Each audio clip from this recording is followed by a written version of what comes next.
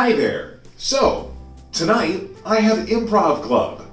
And tonight's improv club meeting happens to be the first of a few different costume-related activities this Halloween week for me. So it's time to try on my Halloween costume and make sure it still works. This Halloween costume is one I made maybe 4 years ago now. It's only within the last few weeks that it suddenly dawned on me that I actually crafted this costume while my family was living in a house that we no longer own. I believe, if memory serves me correctly, that I crafted this costume during my junior year of high school. I'm now in my junior year at university, so wow, time flies.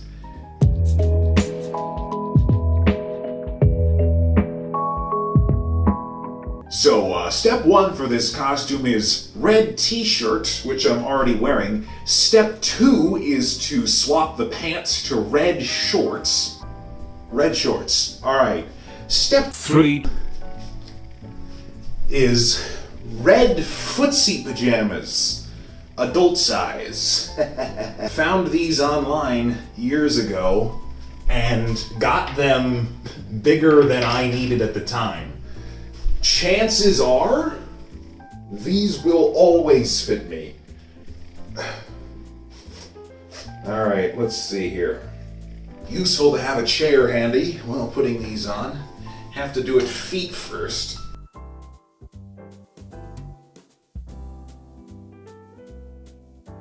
Now, this comes with a hood, but for the purposes of this costume, we don't actually wear the hood. We tuck it into the back like that. And then zip up the front. These footsie pajamas are very warm, especially since I'm already wearing some stuff underneath. They also have pockets, which is handy for carrying stuff. This costume being warm is honestly a blessing, especially when you get like real cold Ohioan Halloweens like we have had for the last several years. Alright, so now the piece de résistance, the head. I crafted this myself following a YouTube guide.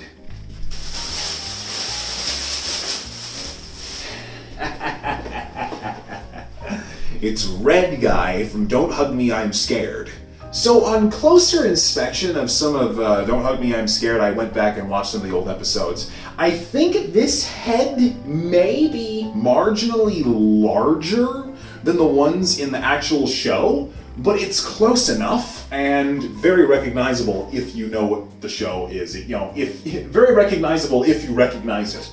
Is that an oxymoron? I don't know.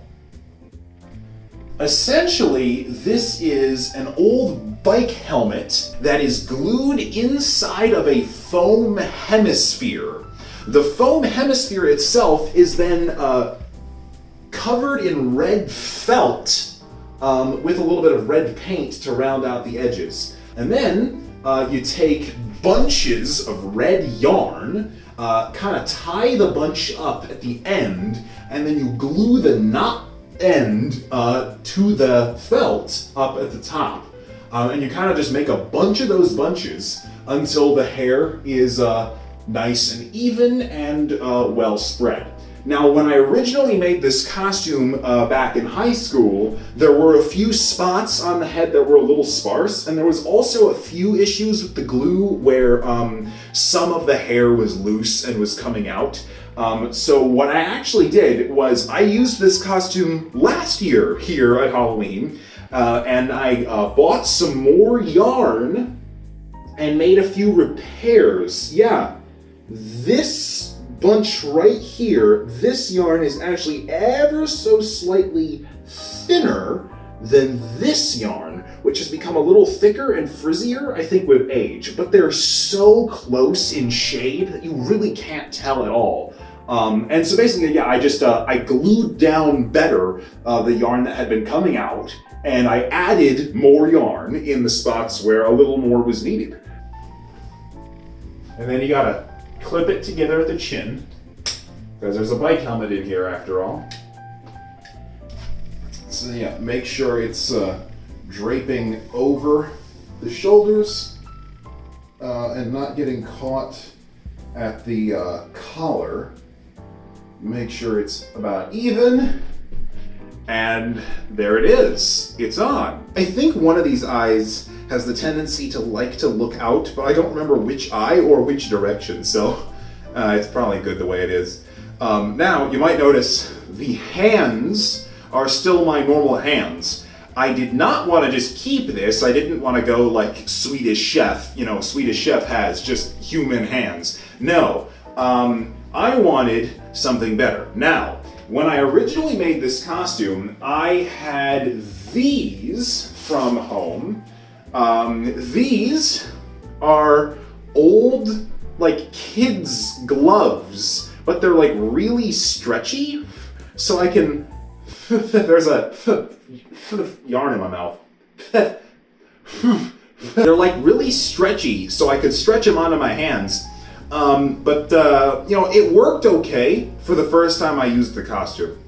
But I wasn't completely happy with it because that's not how the original guy looks. The original red guy had mittens. So, I couldn't find mittens.